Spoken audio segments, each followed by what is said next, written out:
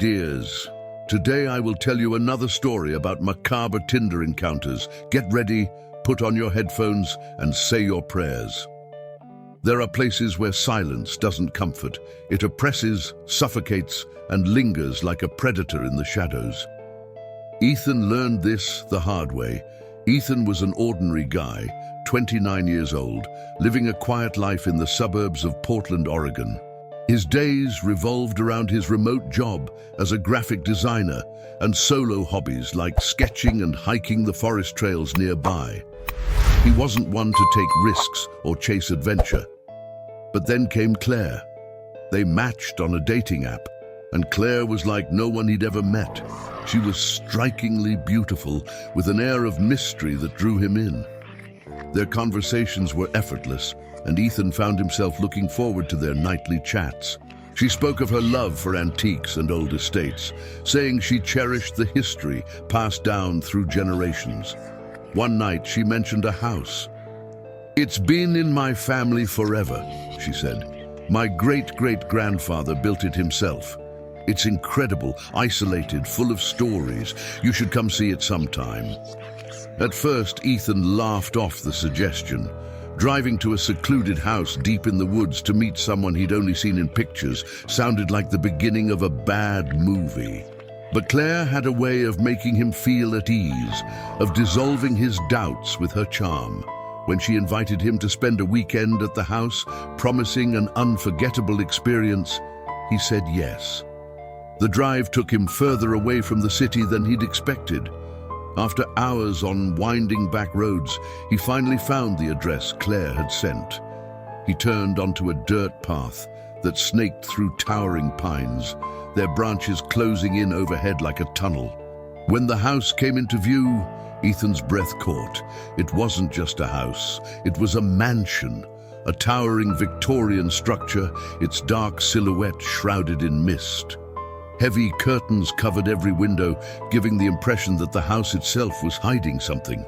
The surrounding forest seemed to press against it, as if trying to reclaim the land. Claire stood on the front steps, waiting for him. She wore a simple yet elegant dress that seemed perfectly suited to the eerie setting. Her smile was warm, but her eyes, there was something about her eyes. They were intense, almost too intense, and Ethan felt a flicker of unease. "Welcome," she said, her voice soft and inviting. "I'm so glad you came." Ethan stepped out of his car, forcing a smile. "This place is incredible," he said, glancing at the towering structure. Claire's smile widened, but there was a subtle edge to it. "It is, isn't it?" she said. "But it's not like other places. You'll see." As he followed her inside, Ethan couldn't shake the feeling that he was stepping into something far larger and far darker than he'd ever imagined. The interior of the house was breathtaking, though it carried an unsettling weight. The dark, wood-paneled walls were lined with antique portraits, their stern faces watching Ethan as Claire led him through the grand foyer. Crystal chandeliers hung overhead, and the faint scent of something old and damp lingered in the air. Ethan tried to focus on Claire's enthusiastic descriptions of the house's history, but something felt off. It wasn't just the odd chill in the air or the way his footsteps seemed to echo too loudly. It was the silence. There were no creaks of settling wood, no distant hum of appliances, no rustle of the wind outside, just an oppressive, unnatural stillness. "The silence here is intense," Ethan said, his voice cutting through the quiet. Claire turned to him, her expression unreadable. "That's why I love it," she replied. "The house has its own way of keeping things calm." Her tone was casual, but something about the way she said it sent a shiver through Ethan. As she led him from room to room, he noticed that many doors remained closed. When he asked about them, Claire smiled faintly and said, "Some secrets need to stay hidden." Ethan chuckled nervously, unsure if she was joking. Dinner was served in a dining room, illuminated only by candles. The flickering light cast long shadows that seemed to move independently of the flames. Claire seemed relaxed, sipping her wine and chatting about her family's connection to the house. Ethan tried to join in, but his unease grew with every passing minute. After dinner, Claire showed him to his guest room. The room was spacious, with a massive four-poster bed draped in heavy velvet curtains. The windows were covered in similar fabric, blocking out even the faintest moonlight. "Sleep well," Claire said, her voice soft but firm. She lingered for a moment, her gaze lingering on him in a way that made him uneasy, before leaving and closing the door behind her. Ethan tried to settle in, but the silence was overwhelming. He tossed and turned, the stillness pressing down on him like a physical weight. Around midnight, he heard it. A faint, almost imperceptible sound. It was a low whisper, drifting up from somewhere below. At first, he thought he was imagining it. But as he lay still, holding his breath, the sound grew clearer.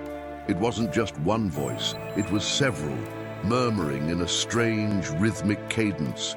Curiosity gnawed at him, though it warred with the unease bubbling in his chest.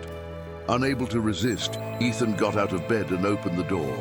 The hallway was dark, the faint glow of the moon filtering through a small stained glass window at the far end. The whispers grew louder as he stepped cautiously down the corridor. They led him to a door he'd seen earlier that day, a door Claire had pointed out but hadn't opened. The sound was coming from behind it.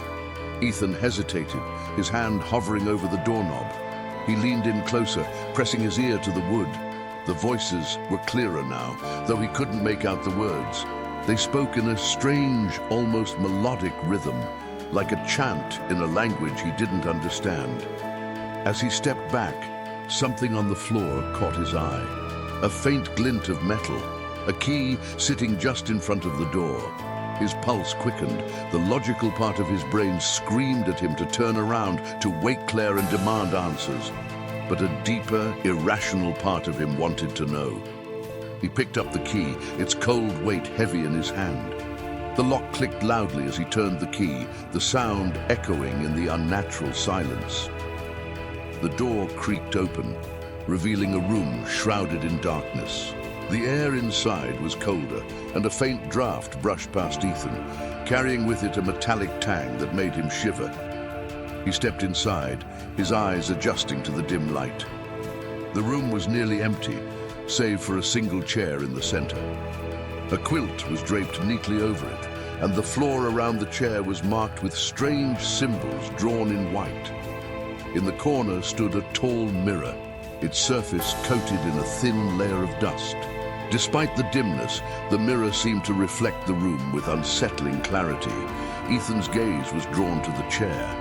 The air around it seemed to ripple as though it were alive. He stepped closer, and that's when he noticed it, a faint shadow moving in the mirror. He froze. The shadow wasn't his. It was a figure, tall and faceless, standing directly behind him. He spun around, heart pounding, but the room was empty. When he turned back to the mirror, the figure was closer. "Who's there?" Ethan whispered, his voice trembling. The door behind him slammed shut with a force that made him jump. He whirled around, grabbing the doorknob, but it wouldn't budge. The whispers stopped. "Ethan!" The voice was low and unmistakably female. It wasn't coming from behind the door, it was coming from the room itself. He turned slowly, and there she was. Claire, standing by the chair, her face calm, but her eyes was black, bottomless voids. "You shouldn't have opened the door," she said quietly. Ethan backed away, his legs shaking. "What is this? What's happening?" Claire sighed, almost as if she pitied him. "I told you, Ethan, the house keeps things calm, but it needs something in return." As she spoke, shadows began to emerge from the walls. They were human-shaped, but lacked any detail. Just dark, shifting figures with glowing eyes. They floated toward Ethan, surrounding him, cutting off any escape. "Claire, please," he begged. "Let me out." Her expression didn't change. "You opened the door," she said simply, "and now they need you."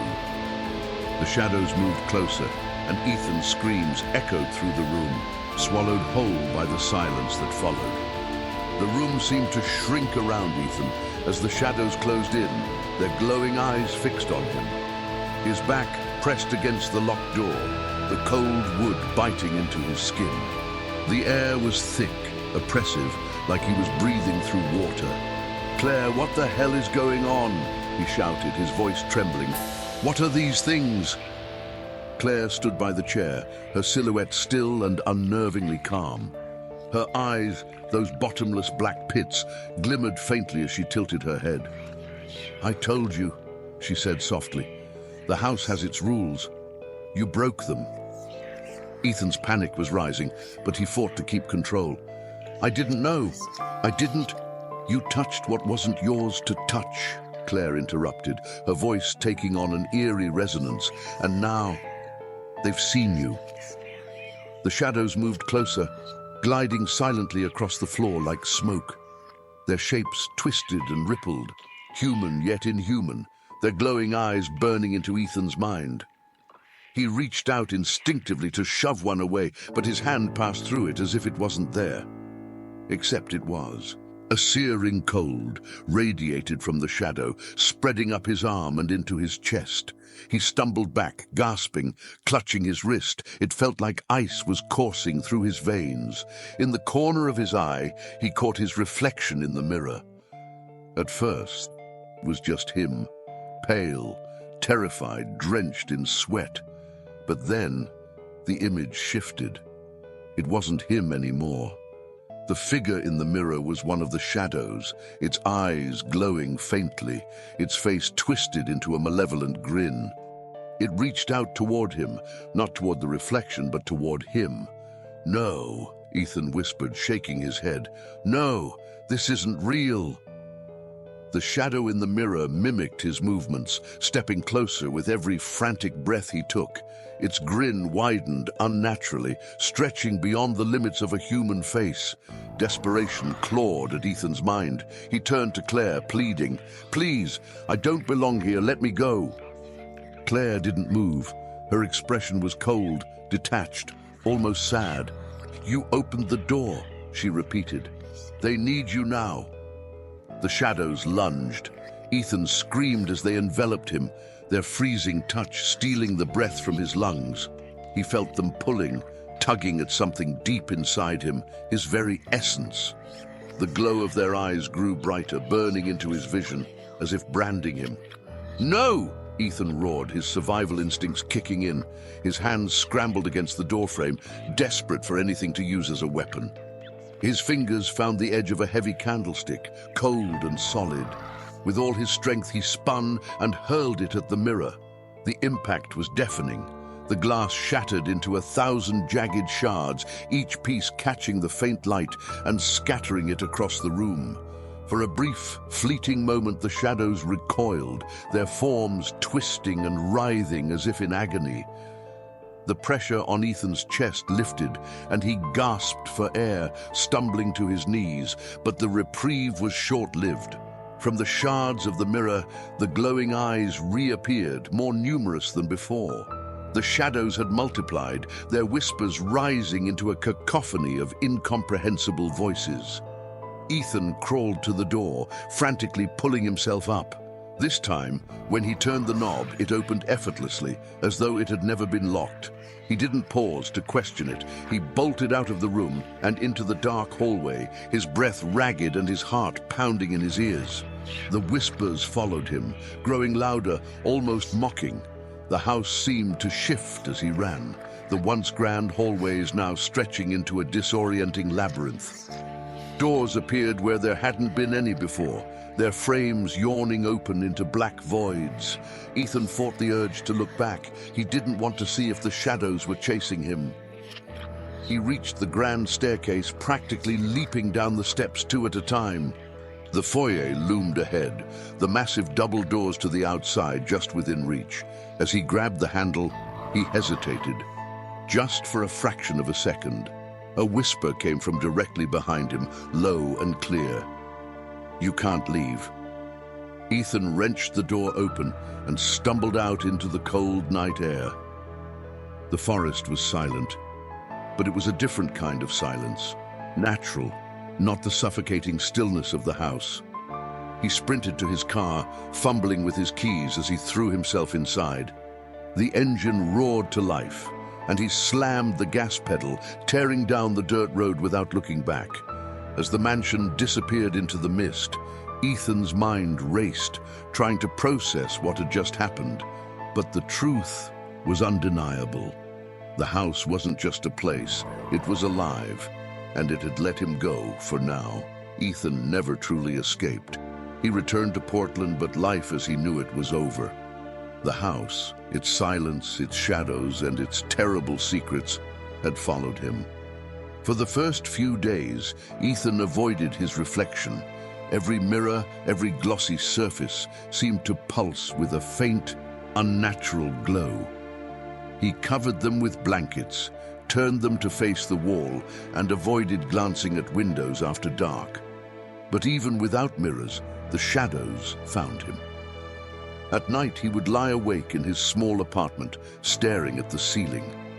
The faintest rustle, like dry leaves scraping across the floor, would echo in the stillness. The corners of his bedroom, always just beyond the reach of the dim bedside lamp, seemed darker than they should have been. He dreamed of the house constantly. In his sleep, he saw Claire standing by the chair, her black eyes watching him, unblinking. The whispers would start softly and grow louder, surrounding him until he woke drenched in sweat. Ethan tried to convince himself it wasn't real. He scoured the internet for any sign of the house, any mention of Claire or her family. But what he found only deepened his fear. The address she had given him led to an empty plot of land in rural Washington, untouched for decades. No records of the mansion existed, not in real estate databases, not in historical archives. There was no trace of Claire either. Her dating profile had vanished, as if she'd never existed. And yet Ethan knew what he'd seen. A week after his escape, Ethan decided to drive back to the property. He had to see it for himself, to prove to his rational mind that it had all been a hallucination, a trick of fear and isolation.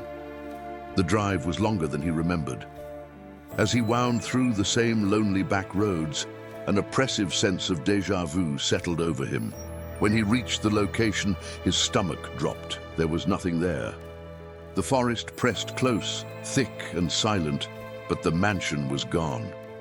In its place was an overgrown field, dotted with wildflowers and tangled underbrush. The dirt path he had driven on now disappeared into the trees as though it had never existed. Ethan stepped out of his car and stood in the clearing, the cool air biting at his skin. He turned slowly, scanning the landscape. The silence was familiar, unnaturally heavy, as if the entire world were holding its breath. And then he heard it. A whisper, faint but unmistakable. His heart pounded as he turned toward the sound. The clearing seemed to stretch endlessly, the trees blending into the horizon. He was about to climb back into his car when he saw her, Claire. She stood at the edge of the field, her simple dress fluttering in the breeze. But this time, her face was different. Her eyes, once black and empty, now glowed faintly like distant embers. "You can't escape," she said softly, her voice carrying effortlessly through the still air. Ethan froze. He wanted to run, but his legs refused to move. The whispers grew louder, coming from all directions now. Behind Claire, the shadows emerged, dozens of them. Their forms twisted and rippled like smoke, their glowing eyes fixed on him. "You brought the house with you," Claire said, her expression unreadable. "It's a part of you now." Ethan turned and ran. He didn't care where the road led. He just needed to get away. But the whispers followed him, growing louder and more insistent. He was never seen again. Weeks later, a hiker found Ethan's abandoned car on the edge of a forest road. The keys were still in the ignition and the doors were unlocked, but there was no sign of Ethan. Locals in the area began sharing strange stories. Some claimed to hear whispers when passing through the woods. Others reported seeing a woman standing just inside the tree line, her glowing eyes watching them before fading into the shadows. The field where the house had once stood remained untouched, but those who ventured too close described an unnatural silence, stillness so heavy it felt alive.